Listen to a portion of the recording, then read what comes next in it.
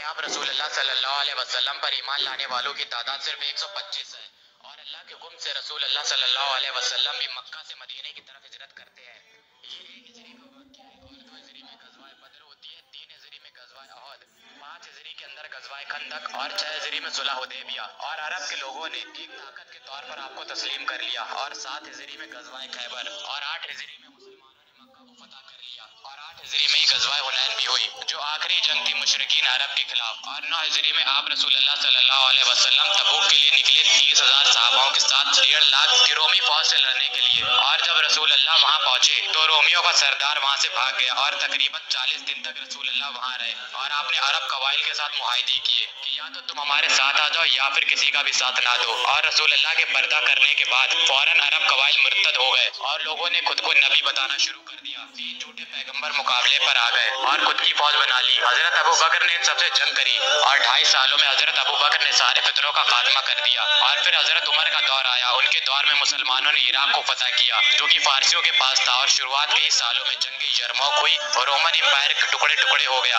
और उसके बाद पर्शियन एम्पायर के खिलाफ कासीदिया हुई जो कि 4 दिनों तक लड़ी गई और तकरीबन 8,500 मुसलमान शहीद हुए। फारसी इस जंग में अपने हाथियों को लेकर आ गए। मुसलमानों के घोड़े जो हाथियों को देखकर पीछे हटने लगे, मुसलमानों ने घोड़ों को छोड़कर पैदल जाकर हाथियों को गिराया। 8,500 मुसलमानों की कुर्बानी के बाद कासीदिया में मुसलमानों को ऐसी फतह नसीब हुई कि पूरी फारस सल्तनत मुसलमानों के पास आ गई।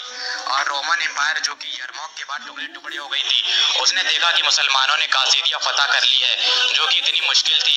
पर्शियन एम्पायर जो इतनी मजबूत थी उसे मुसलमानों ने हरा दिया। तो फौरन रोमन एम्पायर ने कहा कि हम जजिया देने के लिए तैयार हैं, लेकिन हमारे पास जो हमारे मुल्क हैं वो हमारे पास ही रहने दें। सिर्फ 1 हिजरी में 125 बंदे मुसलमान हैं और 17 हिजरी में 3 बर्रे आज़मों पर मुसलमानों की हुकूमत कायम है। और ऐसा रेवोल्यूशन कभी भी दुनिया ने नहीं देखा, ना पहले और ना ही बाद में।